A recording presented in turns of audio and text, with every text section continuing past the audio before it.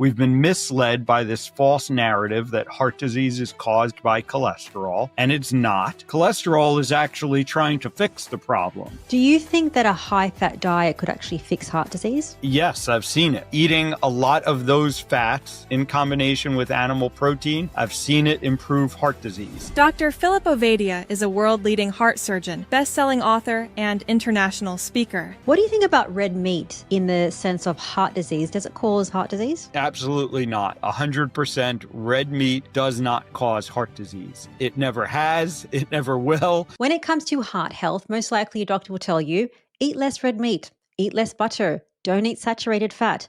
But what if this was the reason why you were more likely to get heart disease? Is heart disease preventable? I definitely think it's preventable. You know, the way that I look at things these days, the people that end up on my operating table, each one of them is a failure. But it's not that that person has failed. It's that the medical system has failed them, because heart disease should not get to that advanced stage where you need me to open up your chest and do this, very invasive surgery. And it really shouldn't get to the stage where you even need stents or anything like that. We know what is causing heart disease. We know how to reverse the cause of heart disease. And therefore, it's really inexcusable that we still continue to have heart disease to the magnitude that we have it. You know, it's still the number one killer here in the United States. It's the number one killer worldwide. And it really shouldn't be that way. We've been failed by it because, like I said, this is a preventable disease, and the people aren't getting the information they need to prevent the disease. And honestly, I don't even blame the doctors, because the doctors aren't getting the information that they need to give the people to prevent disease. We've been misled by this false narrative that heart disease is caused by cholesterol. And it's not. Cholesterol plays a role in the process of heart disease, but it is not the cause of heart disease. The cause of heart disease is damage to your blood vessels. And that damage to your blood vessels can be caused by a number of different things, but they're all, knowable and preventable and reversible. So if we focus on what's damaging the blood vessels, that's what's going to allow us to eliminate the heart. As a heart surgeon, when you actually open up the heart and you're looking at an artery that is in the heart and it has plaque in it, what are you seeing? What is that plaque? Yeah, and this is what kind of has fooled us, right? Because there is cholesterol in that plaque. There's other stuff in that plaque as well, right? There's people will be familiar with the calcium that occurs in there, calcified plaque. You can see evidence of, bleeding or blood clots that have occurred within that plaque. There's lots of stuff that's in that plaque. But we got focused on the cholesterol part of it. And we assumed that, we see cholesterol in the plaque, we see cholesterol in the blood. And therefore, if we somehow get the cholesterol out of the blood or don't let the cholesterol get into the blood in the first place, that's going to be the way to prevent the plaque. But it turns out that, again, cholesterol isn't causing the problem. Cholesterol is actually trying to fix the problem. The problem being damage to the blood vessel, and the cholesterol comes to try and fix that damage. And what happens is when the cholesterol itself is dysfunctional, it now causes a further inflammatory reaction. And that's what then starts this buildup that leads ultimately to the plaque. But again, focusing on the cholesterol is the wrong approach. We have to go back a step and focus on what's damaging the blood vessel. Okay, so when you talk about the cholesterol can become dysfunctional, are you talking about oxidized LDL cholesterol? We're talking about oxidized LDL. We're talking about the small, dense LDL. We're talking about the VLDL, which is another type of cholesterol carrying, particle. And these are the ones that, cause the trouble. But that doesn't mean that all cholesterol is problematic. When we look at things like large cholesterol particles, large LDL cholesterol particles, that's how the LDL is supposed to be. And when large LDL particles are doing what they're trying to do, repair a blood vessel wall, for instance, they are able to do that and then disappear. They don't cause this buildup of plaque. It's only that dysfunctional LDL and those VLDLs that get stuck in the blood vessel wall and then lead to the plaque formation. Absolutely. I'm thinking of somebody that gets their blood work done. They have the cholesterol number, they have the LDL number, and maybe their doctor might freak out, especially if those two numbers are high. What should they ask for and look at when it comes to cholesterol pertaining to LDL cholesterol? Yeah, so you really want to know what type of LDL cholesterol you have. And that's going to involve something called, it's either called an advanced lipid panel, or you might hear it called an NMR panel, nuclear magnetic resonance. Sometimes it will be called lipofractionation. But what we're trying to get at is, what do those LDL particles look like? What are their sizes? You can also test whether or not they're oxidized. You can do a test for oxidized LDL. Now, that test is the test itself is a little problematic. And so I don't usually get that one. And we could talk about why that is. In theory, right, you do want to know about oxidized LDL cholesterol.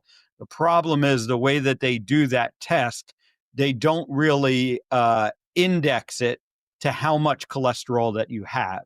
So if you have a lot of LDL cholesterol to start with, and you get that oxidized LDL test, it may still come out in what's considered the high range, but it could still be a small percentage of your overall LDL that's oxidized, and that might not be a worrisome situation. When we do carnivore diet or a keto diet, why does our cholesterol increase and our LDL increase in some people? Yeah. So, and it's key what you said at the end. In some people, the studies actually show, when you take a large population of people doing low carb diets, on average, over the long term, the LDL actually doesn't change significantly.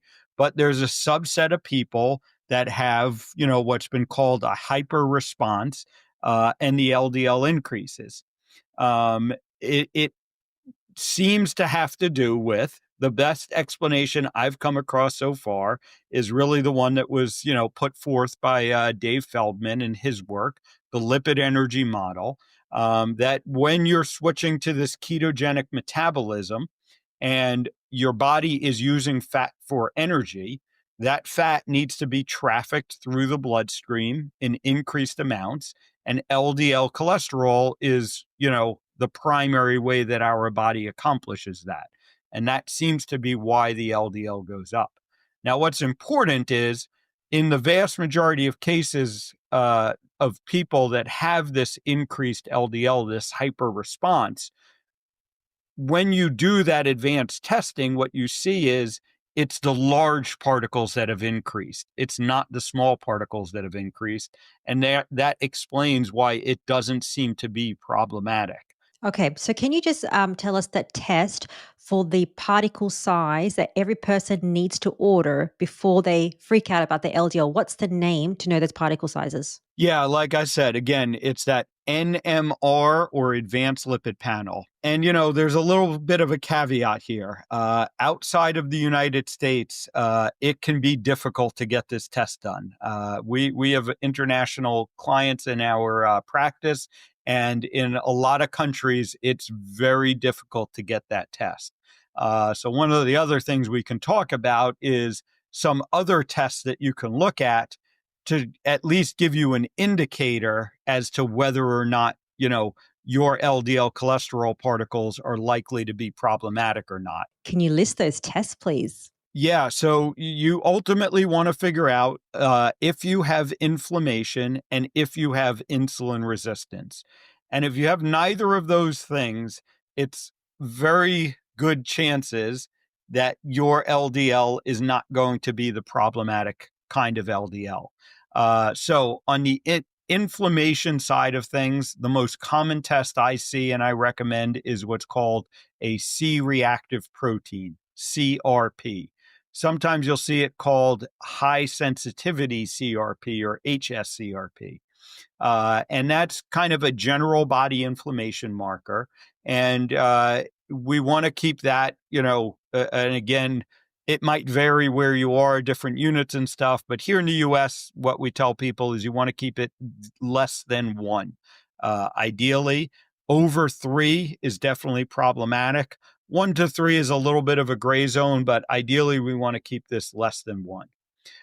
There are some other inflammation markers we can look at. We can look at things like ferritin, which is a indicator of inflammation, but also relates to your iron stores. So that one can be a little tricky sometimes. We have things like there's something called an ESR, an erythrocyte sedimentation rate. It's another inflammation that you'll see used. Some places you might see something like an IL6, interleukin 6, used as an inflammation marker.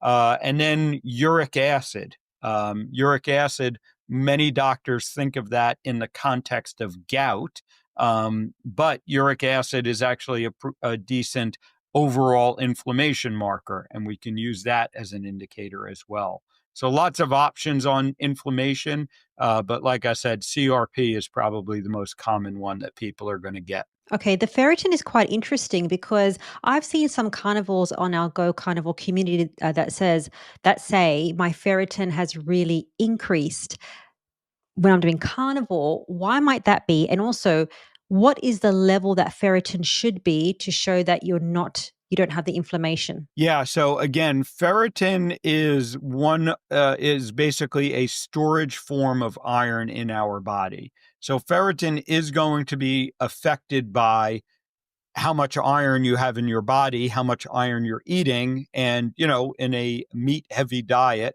that may rise. But ferritin is also affected by inflammation, and this is why interpreting ferritin can get a little tricky. When ferritin is elevated because of inflammation, it's problematic. When ferritin is elevated because your body is not processing iron correctly, there's a disease called hemochromatosis, where the body doesn't process iron properly and ferritin goes up. And that's problematic. That disease has been associated with heart disease. However, if your ferritin is elevated because you're eating a meat-heavy diet and you don't have one of those other things, I don't think it's problematic. And I also see this in a fair number of my patients. And this is the reason that we check multiple inflammation markers, right? So we can get an overall picture and we're not relying on just one number. So for instance, if I have someone that their C-reactive protein is normal and maybe their uric acid is normal and, other inflammation markers are normal and the ferritin is elevated, and they're on a meat-heavy diet, I'm not going to be necessarily concerned about that. This is what I think is so, silly or ironic about LDL cholesterol, that most doctors have been sort of brainwashed into thinking that it is the end-all and be-all, and that we can reduce our health to this one number when we know that these systems are so complex, and there really isn't one thing, one number that can be taken in isolation that tells us, everything about our health. We always need to be interpreting the total picture when it comes to blood work and when it comes to the human being in front of us. That's one of the great things about you. It's really hard to find a heart doctor or a heart surgeon that also understands a ketogenic carnivore lifestyle. Even getting a doctor that understands carnivore is quite interesting. So given that you see patients, heart patients, do you ever recommend a statin? Is there a place for statins with your patients? Yeah, the place that I recommend statins is if I have someone that is, insulin resistant, does have inflammation, and their LDL cholesterol is high. and they don't want to do anything about the inflammation and the insulin resistance. They're not willing to go on a low carb carnivore diet or make the lifestyle changes. In that situation, there is a small benefit to taking statins. And what I help people to understand is that benefit is quite small. It's not this massive benefit that most doctors think it is. And there's a trade-off over the long run, and possibly in the short term, right? Statins, like every medication, they have side effects that we have to be concerned about. But like I said, if you're not going to do, what needs to be done to address these other factors, then in that situation, it may make sense to take a statin. You just have to understand that it's not really solving your problem. Yeah, so the two biggest long-term effects I worry about with statins, number one is that they increase insulin resistance. And, insulin resistance is the root cause of heart disease. So we're taking care of this cholesterol that, plays a part in the heart disease process, but we're actually worsening, a primary driver of the disease process. And that's why I think the benefit is so small with statins, because you're making one thing a little bit better, but you're making another thing worse. So that's top of my list reason that I'm not a big fan of statins. The second problem that I see with long-term use is the memory issues and the neurocognitive issues that come up with long-term statin use. And the other reason that I think statin use is so problematic is, again, because it gives people this false sense of security. It gives the patients and the doctors this false sense of security that they're taking care of the heart disease and that they're not going to get heart disease. And the unfortunate reality is today, the majority of the patients that end up on my operating table are on these medications and have been on these medications for years, and yet they still end up with the heart disease. My role as a doctor, right, is to do what's best for the patient in front of me. And I know that, no matter how good I might be as a heart surgeon, no matter how good all the heart surgeons out there might be, you're never as good after you had the surgery as you would have been if you didn't need the surgery in the first place. And, as I came to this realization of, what we were getting wrong about heart disease and how we were failing these patients, I was obligated, I felt obligated to try and get this information out to as many people as possible. And that's, what led me to write the book. I mean, the opening chapter of the book is a unfortunate story about a young mother, in her 40s who presented with devastating heart disease and couldn't be saved. And unfortunately, I see stories like that more and more. And when I started my career, 25 years ago now, we operated mostly on 70, 80-year-olds. We had 60-year-olds and the occasional 50-year-old. It was unheard of to be operating on 40 and 30-year-olds. And yet today I do that on a routine basis. So we're seeing the heart disease develop earlier and earlier. And,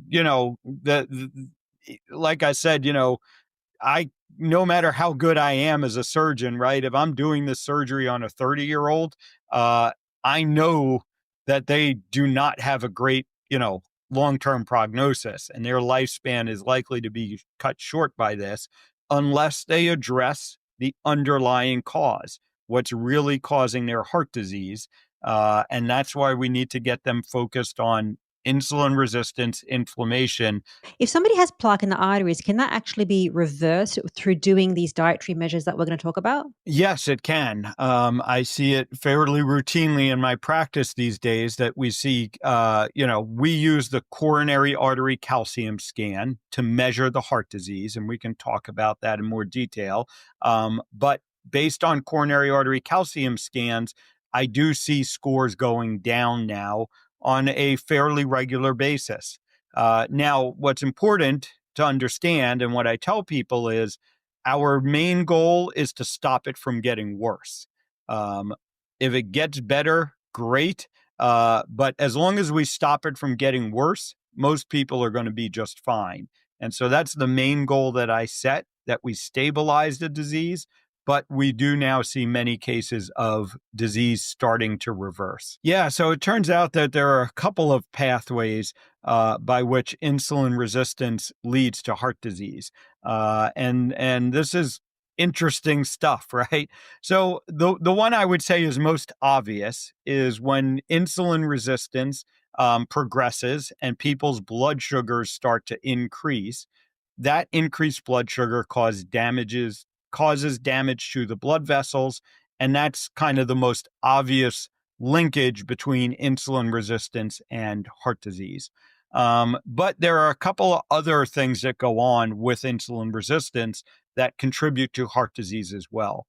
It turns out that at a sort of cellular level, the mechanisms of insulin resistance, we're talking about the sort of receptors on the cell that are involved in this. There's some crossover with a chemical called nitric oxide. And people may have heard of nitric oxide. Nitric oxide is one of the chemicals that our body makes to help protect our blood vessels. So nitric oxide causes the blood vessels to relax and kind of enlarge some. And nitric oxide also helps protect the endothelium, that lining of the blood vessel that we're trying to keep intact. And when you're insulin resistant, it causes your nitric oxide levels to decrease. And so this is another reason why insulin resistance can cause heart disease. The third pathway that I would talk about is the inflammation we were talking about earlier. Insulin resistance causes inflammation in the body. That inflammation, among other places, can damage the blood vessels and again lead to this heart disease process. So there are actually multiple reasons why insulin resistance causes heart disease. And what's interesting is the studies that were done back in the 1960s, 1970s, before we became so focused on cholesterol, really showed that when tested for properly, nearly every patient that presents with heart disease has insulin resistance. Do you think then people need to focus on fixing the insulin resistance and not focus on the cholesterol? Yeah, I think insulin resistance needs to be first and foremost. We can argue about whether or not you still need to focus on cholesterol, right? And I would rather have someone focus on both than, only focus on the cholesterol and ignore the insulin resistance, which is the most common thing I see these days, right? And again, as we were talking about, the vast majority of the time when you go to see your doctor, if they're talking to you about heart disease, they are focused on your cholesterol and your cholesterol only. So, when I'm talking to my colleagues in cardiology, and I don't necessarily start off with you're wrong about cholesterol. What I start with is, okay, but let's also think about this other thing, the insulin resistance. What do you think about red meat in the sense of heart disease? Does it cause heart disease? Absolutely not. That is one that we can say 100% red meat does not cause heart disease. It never has, it never will. And it's just unfortunate that, I spend so much time and many others spend so much time trying to undo this myth. And it was a total myth. It was never scientifically proven in any, good way that red meat causes heart disease. And we find ourselves in this situation where we now have to disprove something that was never proven in the first place. So even for me, I eat a lot of red meat because obviously I do a carnivore diet. The total cholesterol is elevated, LDL is elevated according to what the doctor says, but in the presence of low HbA1c, low blood glucose, low triglycerides, I am pretty healthy, right? Yeah, it sounds like it to me. And, the only thing I would recommend to someone like yourself to kind of make extra sure about this is go ahead and get that coronary artery calcium scan and see what's going on in your arteries. And also understand that, for most people, right, who have come to a carnivore diet or low carb diets in general, right, they've come to it later in life. And there may have been 40, 50, 60 years of not doing that, right? And so we might see some damage to your arteries. We might see some plaque in your arteries. Don't panic about that. The key is now we want to follow that over time. And after you've been on the low carb carnivore diet for a year or 2 years, repeat that scan and see, is the plaque still accumulating? Has the plaque changed any? That's, another key thing to realize, as we're trying to figure out this whole picture around heart disease. Because if you have some plaque, but it's not to the point where you're having symptoms or, you need a stent or anything like that, as long as we stop it from getting worse, we're going to be fine. And if you do the right things, there's a chance you might see some reversal. Do you think butter causes heart disease? Butter does not cause heart disease. Why? Again, you shouldn't be asking why doesn't butter cause heart disease. The people who think it does cause heart disease, I say why. Show me the mechanism, right? Because we know butter doesn't cause insulin resistance, it reverses it. We know butter doesn't cause inflammation, it reverses it. And they'll say that butter, contains saturated fat, and it does, but saturated fat does not cause heart disease either. That has been thoroughly disproven at this point. So I always turn that question around and say, explain to me why we thought butter caused heart disease in the first place. That's really the question we should be asking. Okay, let's talk about what causes the actual cause of heart disease. In terms of foods, I've got buckets here so people can understand bucket 1 to bucket 5, and then you can elaborate more on these. So, bucket 1 is ultra processed carbs and sugars. In that bucket includes bread, pasta, cereals. Why is that bad, and why does that cause heart disease? Yeah, so this is a big one. And what's important to understand about these things, there's two components of processed food that we need to think about. There's the highly processed carbohydrates, the sugar, the grains that are highly processed. Those are going to contribute towards insulin resistance. And then we have the highly processed fats that are oftentimes used in these products, the things like vegetable and seed oils. And vegetable and seed oils, again, there are many things they do within our body that lead to inflammation and insulin resistance. And so combining these two is especially problematic. And that's why ultra processed food is really the primary driver in our modern food environment of not only heart disease, but, the other metabolic diseases. If your grandmother or great grandmother wouldn't have recognized that as food, that's an ultra processed food that you shouldn't be eating. If it has an ingredient list, right, that you don't know, like all the things on that ingredient list aren't something that you could go out into nature and, grow yourself or pick or kill, then, that's an ultra processed food that you shouldn't be eating. Okay, and that includes cereals because cereals is an ultra processed food, multiple ingredients. We're told it's healthy. Oatmeal is not healthy either. The next one, which is bucket 2, is you mentioned industrial seed oils, but that's even when you are cooking with oils like vegetable oils, canola oil, that is going to contribute towards heart disease. Yeah, definitely so. And again, these oils are highly inflammatory, especially when they're heated. So cooking with them becomes even more problematic. Now, understand the whole process of making these oils involves heating them and chemically treating them. And this is what makes them so toxic, so problematic, is the damage that's done to them even, in the process of making them. And then that can be further amplified by cooking them and bringing them up to high temperatures.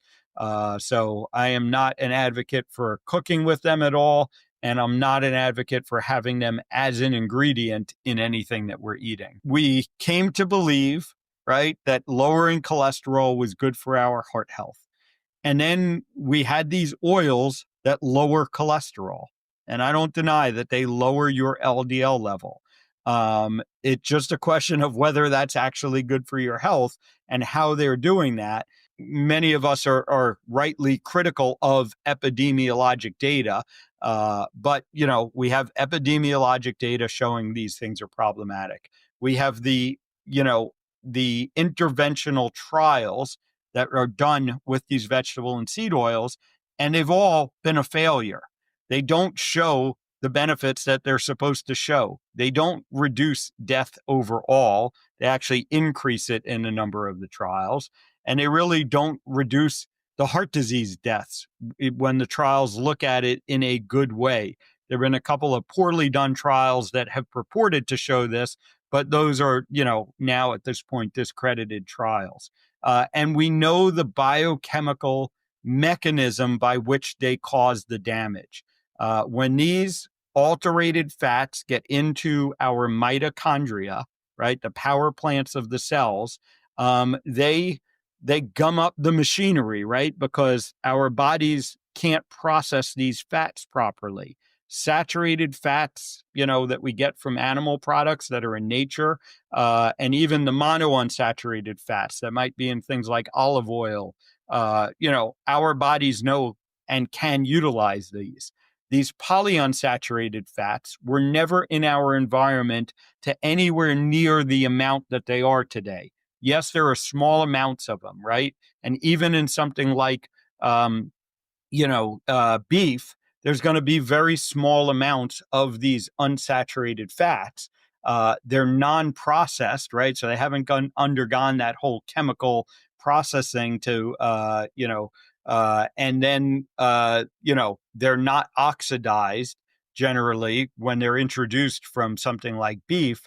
But that's a whole lot different. And then the amount of them is really what is the problem. These things have gone up by 50, maybe even 100 times in our food supply over the past 50 to 70 to 100 years.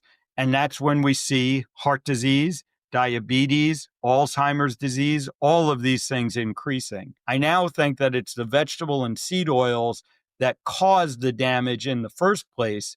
And then once we have that mitochondrial damage and we have the insulin resistance, now the sugar and the carbohydrates become problematic because our body can no longer process them properly. And it's interesting to note that the ultra-processed foods contains the refined carbohydrates coupled with the vegetable seed oils, which is exactly what you're talking about. I think people can get confused by that, as probably health experts are also confused which one comes first and what's the mechanism of disease and why does disease happen.